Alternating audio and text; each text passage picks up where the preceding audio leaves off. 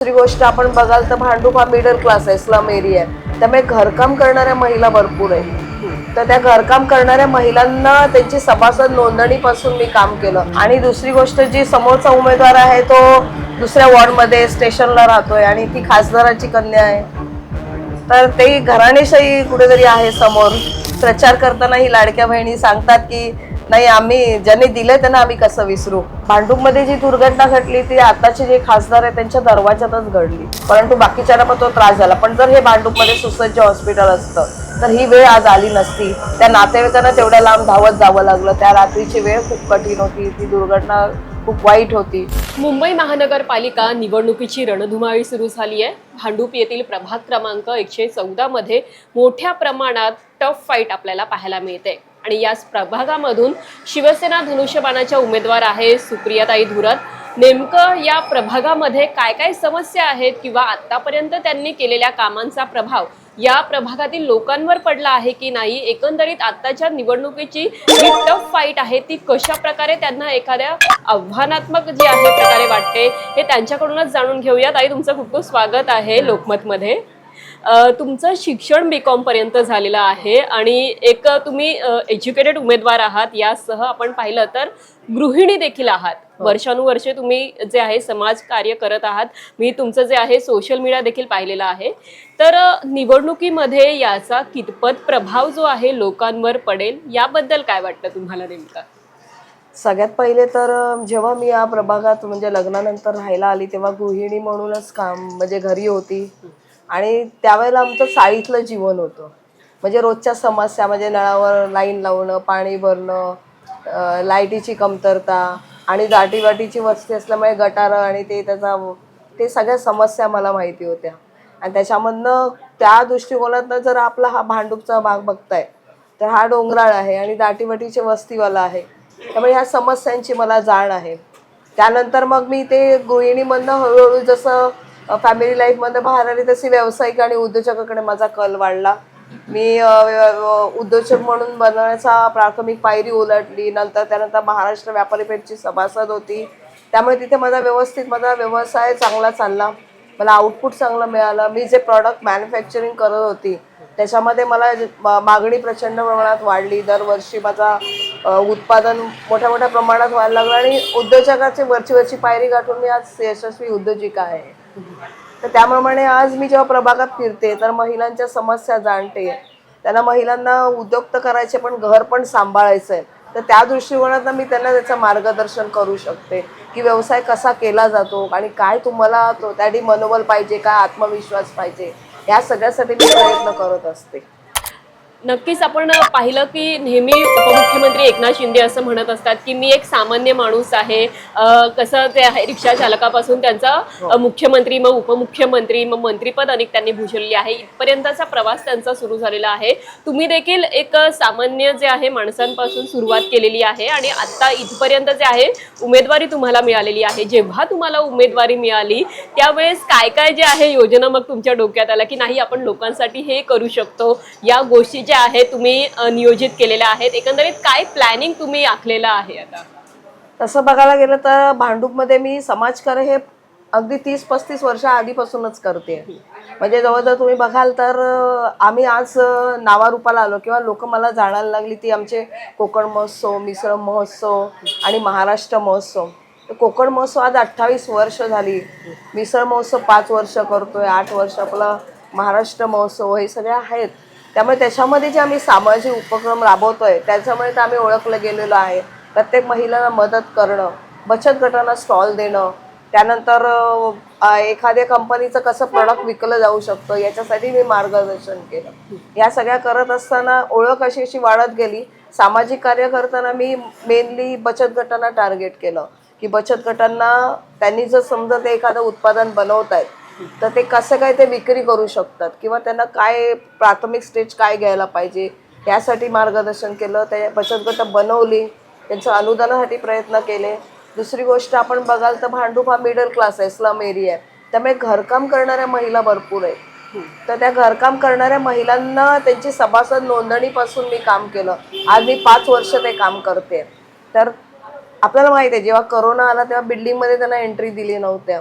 त्यावेळेला त्यांच्यासाठी त्यांच्या अकाउंटला 3,000-3,000 आले.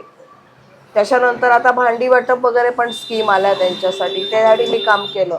आणि दुसऱ्यानंतर त्याच्यानंतर काय झालं तर मी म्हटलं नोंदणी करून ठेवा, कारण याचं कारण असं की त्यांना पेन्शन योजनेसाठी आज वरच्या पातळीवर चर्चा चालू आहे. जर आपण याची नोंदणी केली तर त्यांना तो लाभ मिळू शकतो. दुसरी गोष्ट मी असं म्हणते की महिला एवढं म्हणजे आज एवढ्या क्षेत्रात पुढे गेलेल्या आहेत, तर मग आपण स्वतःच्या पायावर आत्मनिर्भर होणं गरजेचं आहे. तर त्या दृष्टिकोनातून त्यांना व्यवसायासाठी आपण आज सन्माननीय एकनाथजी शिंदे साहेबांनी लाडकी बहीण योजना आणली. लाडकी बहीण योजनेबरोबर आणखी योजनांची शिदोरी दिली. म्हणजे आता कसं आहे की घरघंटी किंवा हे जे व्यवसाय आहेत की ते घर पण सांभाळा शिवाय घरात बसून हे करा, तुम्ही तुमचा व्यवसाय करा. त्यासाठी त्या योजना आपण लागू करत आहोत. यासाठी मी आता निवडणुकीचं उमेदवार नव्हती त्याच्या आधी पण त्या योजनांसाठी फॉर्म भरून घेतले, त्या महिलांना मार्गदर्शन केलं आणि त्यांना कुठल्या कुठल्या योजना लागू होतात त्याप्रमाणे आपण त्याचे पूर्ण शिबिरं घेऊन ते करणार आहोत. दुसरी गोष्ट रक्तदान शिबिरं घेतली, आधार कार्ड शिबिरं घेतली की ज्या वेळेला आधार कार्डवर अपडेट करायची गरज आहे त्याच मोमेंटला मी आधार कार्ड शिबिर, त्यामुळे ते एक त्यांचा फायदा त्या लोकांनी घेतला आणि त्यामुळे जास्तीत जास्त लोक माझ्या संपर्कात आली. त्यानंतर आपण दुसरी आरोग्यविषयक शिबिरं घेतली, बेरोजगार मेळावे घेतले. म्हणजे सर्व दृष्टिकोनातून चारही साईडनी जसे सन्माननीय एकनाथजी शिंदे साहेब हे आपल्या त्या महिलेला भांडवलासाठी पण पतपेढी उघडून त्यांना 0 इंटरेस्टनी 15,000पासून 15 लाखापर्यंत कर्ज देणार आहेत. म्हणजे कुठेही त्यांचं काम अडलं जाऊ नये या सगळ्या गोष्टी जसं चौफेर विचार करतायत त्या दृष्टिकोनातून मी ही भांडूपच्या महिलांसाठी चौफेर विचार करते. आणि साधारणतः हा माझा अहवाल साहेबांकडे गेल्यामुळे मला ही साहेबांनी उमेदवारी पण दिलेली आहे. आणि यापुढेही मी हा विचार करते की नगरसेवक ह्यांचं रस्ते नाले गटार हे तर आहेत, म्हणजे त्याला बांधील आहेत ते कार्य करायला, नागरिकांच्या समस्या सोडवण्यासाठी ते बांधील आहेत. पण त्यापुढेही तरुणाई जी आज आहे नक्कीच ताई, माझा पुढचा प्रश्न तोच असणार होता की वॉटर मीटर गटर या समस्या तर जे आहे एका उमेदवाराने असेल किंवा आपण म्हणू शकतो की नगरसेवकाने त्या तर सॉल्व्ह केल्याच पाहिजे, मात्र त्यापुढेही जाऊन जे आहे तुमचं काय विजन असणार आहे येथील प्रभागासाठी, काय सांगणार त्याबद्दल? नक्कीच हा स्लम विभाग आहे त्यामुळे तर विजन तर फार मोठा आहे आणि ते 1 बाय 1 माझा घेण्याचा विचार. पहिल्या तर साधारणतः आपण बघतोय की तरुणाई मोबाईलमध्ये गुंतली आहे पण ते वेळेचा सदुपयोग करत नाही आहे. जसं आपण AI आलंय वगैरे यांची प्रशिक्षणाची त्यांना गरज आहे, जेणेकरून त्याच्या नॉलेजमध्ये भर पडली जाईल, त्यांच्या व्यवसायासाठी त्याचा फायदा होऊ शकेल. त्यानंतर बालसंस्कार केंद्र घेण्याची गरज आहे, कारण पुढची पिढी जी आहे त्यांना संस्कार म्हणजे काय होतं की आई वडील कामावर जातात, तर पुरेसा वेळ देऊ शकत नाही. आजी आजोबा पण त्यांच्या आरोग्यामुळे जर गुंतले असतील तर तो मोबाईल देतात आणि बाबा तू जेव रे या गोष्टी होतात.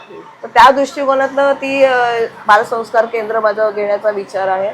दुसरी गोष्ट की महिलांना नियोजन कसं करावं घरातले व्यवहार करताना, की त्यांना काही 4 पैसे कसे गाठीला ते साचवू शकतात, त्याच्यामुळे ते आणखी काय करू शकतात याच्यासाठी माझं नियोजन असणार आहे. दुसरी गोष्ट अशी की दाटीवाटीची वस्ती असल्यामुळे भरपूरशा जागी दिवाबत्तीची सोय नाही आहे, की त्याच्यामुळे गरजुल्यांची संख्या तर वाढलीच आहे, शिवाय भांडूप परिसरात चोरामारांचे पण प्रमाण वाढलेलं आहे. तर त्या ठिकाणी आपण दिवाबत्तीची पण सोय करणार आहोत. त्यानंतर नाले रुंदीकरण आणि रस्ता रुंदीकरणाची समस्या, म्हणजे काय झालं की आज भांडूपमध्ये जो भीषण अपघात स्टेशनला घडला आणि अतिशय दुर्दैवी घटना आहे ती, तर त्याच्यासाठी सन्माननीय आमदार आपले भांडूपचेच आहेत अशोकदादा पाटील यांच्या माध्यमातून 27 रस्त्यांचं वर्क ऑर्डर्स निघालेले आहेत. त्यामुळे रस्ता रुंदीकरणाचं तर होणारच आहे, पण त्याच्यानंतर ते भाजीवाले विक्रेते आहेत ते रस्त्यावर येऊ नयेत म्हणून आपण एक रस्त्याला रेलिंग लावून घेणार फुटपाथला आणि त्यांचं त्या साईडला हे करून रस्ता वाहतुकीसाठी मोकळा करणार आहोत. वाहतुकीचे नियम लावणार आहोत, कारण ते पार्किंग समस्या होऊ नये या दृष्टिकोनातनं डिवायडर घालणार आहोत. या सगळ्या पुढे सगळेच 1 बाय 1 होऊन जाणार आहे. नंतर आणखी एक गोष्ट अशी की भांडूप हा मिनी कोकण आहे, म्हणजे गौरी गणपतीला ज्या बसेस येतात ST स्टँड वगैरे येतोय, तर तो ST स्टँड ST आल्या का त्यांना उभं राहायला जागा नाही आहे, त्यासाठी आपण खडी मशीनच्या ठिकाणी तो भूखंड आरक्षित जो आहे त्याच्यासाठी ते आमदार आपल्या सुसज्ज असं बस स्टँड करणार आहे. नक्कीच ताई, आता आणखी एक गोष्ट मला सांगायची आहे की एक रेल्वे थांबा जो आहे तो आमच्या भांडूपकरांना एकतर दिव्याला जायला लागतं नाही तर ठाण्याला जायला लागतं. तर तो रेल्वे थांबा भांडूपला होण्यासाठी सन्माननीय एकनाथजी शिंदे साहेब हे अतिशय मोठे फार प्रमाणात त्याच्यासाठी प्रयत्न करतायत आणि तो थांबा होणार एवढं नक्की आहे. कारण एकनाथजी शिंदे साहेबांनी भांडूपसाठी खूप पुढचा विचार करून ठेवलेला आहे आणि ह्या सगळ्या गोष्टी होणार आहेत आणि ह्याच्यासाठी मीही खूप प्रयत्नशील असणार आहे. कारण आमदारांचा निधी आणि प्लस नगरसेवकचा निधी म्हणजे विकासाला गती. नक्कीच ताई, आता तुम्ही उल्लेख केला की भांडूपला मिनी कोकण म्हणून ओळखलं जातं आणि तुमच्या मागे बॅनर आहे तिथे देखील लिहिलेलं आहे की कोकणची लाडकी ताई. मात्र या भांडूपमध्ये कोकण बहुलवस्ती असेल हा संपूर्ण भाग आहे, तर या ठिकाणी पुनर्विकासाचा मुद्दा हा देखील तितक्याच मोठ्या प्रमाणामध्ये प्रश्न जो आहे तो ही समस्या आपण म्हणू शकतो की आहे. तर त्यावर काही तुमचं नियोजन असणार आहे का पुढे जाऊन, त्याबद्दल काय उल्लेख करणार? नक्कीच. एक तर सन्माननीय आपल्याला माहिती आहे की आता अधिवेशनात पण हे साहेब बोलले, एकनाथजी शिंदे साहेब बोलले की क्लस्टर योजना, तर यामार्फत इथे जो SRA प्रकल्प राबवून त्या ठिकाणी त्यांना सुंदर घर देणार आहे. पण हे कॉन्ट्रॅक्ट कुठल्या बिल्डरला देणार नाहीये. तर हे कॉन्ट्रॅक्ट न घेता हे सरकारच माध्यमातूनच तिथे घरं निर्माण केली जाणार आहेत. याचा मेन म्हणजे उद्दिष्ट हे आहे की हा माणूस मुंबईच्या बाहेर फेकला जाऊ नये. जे आधी कधी 25 वर्षात घडलं नाही ते सन्माननीय एकनाथजी शिंदे साहेब करतायत.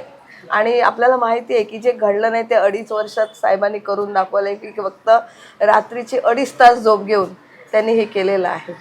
तर हा जो तुम्हाला मला सांगायला आवडेल की भांडूपमध्ये कोकण नगर जो आहे 50 एकरच्या भूखंडावर ही SRA क्लस्टर योजना राबवली गेलेली आहे सन्माननीय आमदारांच्या माध्यमातून.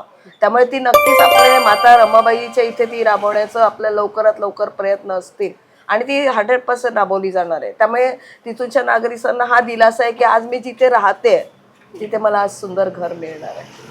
नक्कीच ताई, समोर देखील महिला उमेदवार आहे, त्यामुळे तुम्ही देखील महिला आहात.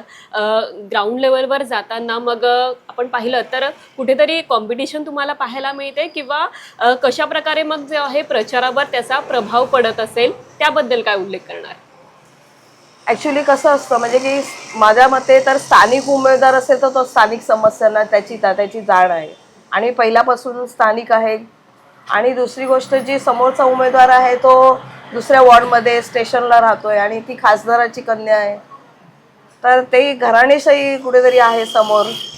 मग त्या समस्यांची जाण करणाऱ्यासाठी स्थानिक उमेदवार तर हवा.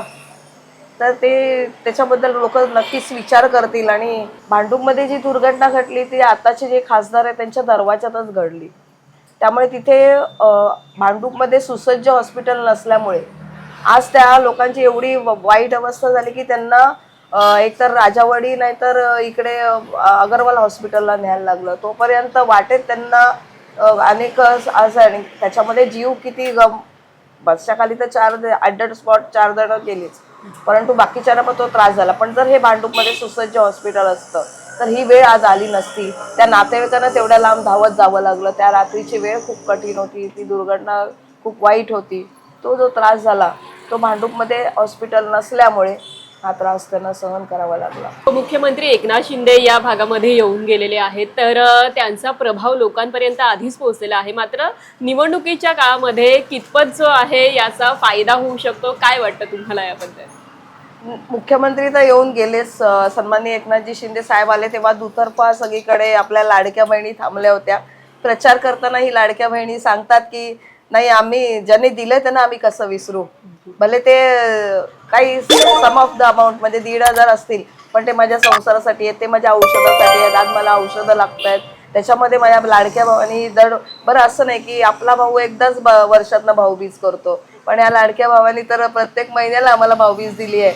आणि त्यामुळे ह्या लाडक्या बहिणी आहेत त्या उभं राहून तर त्यांचं स्वागत करतच होत्या. अनेक ठिकाणी त्यांच्यावर पुष्पवृष्टी केली गेली आणि सगळ्यांनी हात दाखवला. साहेबांना पण खूप खूप छान वाटलं या विभागात येऊन की आज लाडक्या बहिणींना, माझ्या लाडक्या बहिणी आज मला भेटायला आल्या. तर ह्या विभागात भेट देऊन तर सन्माननीय एकनाथजी शिंदे साहेब बोलले की खरोखर चांगली भेट होती आणि म्हणाल तेवढं पब्लिकला पण कंट्रोल करणं अशक्य झालं होतं जेव्हा साहेब आले तेव्हा.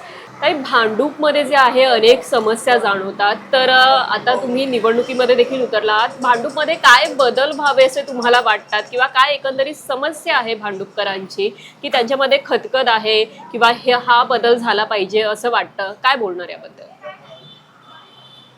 असं बदल तर भरपूर करायची गरज आहे, कारण जर एकदा आमदार आणि दोनदा खासदार असून सुद्धा जर स्टेशनच्या परिसरात असलेले काही बदल घडवू शकत नाही आहे, तिथूनची ट्रॅफिक समस्या किंवा ते फेरीवाले तसेच आहेत, ते रस्त्यावर तसंच सगळं पडलेलं आहे, तसेच ते बस जायला जागा नाही आहे, फुटपाथ तसाच पडलाय, प्रवाशांना उभं राहायला लागलं आहे, ते काय ह्याच्या पुढे बदल घडवणार आहेत? तर त्यासाठी ते रस्ता रुंदीकरण हे आहे तो प्रकल्प तर आलेलाच आहे 27 रस्त्यांचा.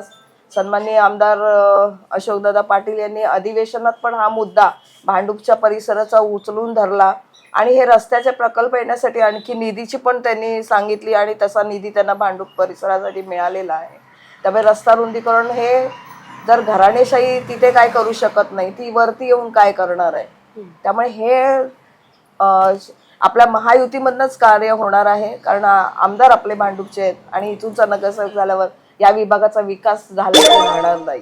नक्कीच ताई, प्रचाराची रणधुमाळी सुरू आहे आणि तुम्ही देखील प्रचारामधून वेळ काढून आपण जो आहे या संपूर्ण प्रभागाचा आढावा घेतलेला आहे की अनेक समस्या ज्या आहेत भांडूपकरांच्या असतील किंबहुना प्रभाग क्रमांक 114 मधल्या तुम्ही मांडल्या आणि त्यावर जे आहे तुम्ही कार्य करण्याचा प्रयत्न करत आहात किंवा त्या समस्या सोडवण्यासाठी तुम्ही निवडणुकीच्या रिंगणामध्ये उतरला आहात. प्रचाराच्या रणधुमाळीमध्येच तुम्ही आम्हाला वेळ दिला त्याबद्दल धन्यवाद. आणि तुम्ही जे आहे तुमची वाटचाल जी आहे एकंदरीतच भांडूपकरांसाठी तुम्ही जे विजन मांडलेलं आहे ते देखील अगदी उत्तम आहे. मात्र भांडूपकर कशा प्रकारे आता जे आहे तुमच्या सोबत असतील हे देखील तितकंच पाहणं महत्त्वाचं असेल. तुमच्या विजयासाठी तुम्हाला शुभेच्छा. धन्यवाद.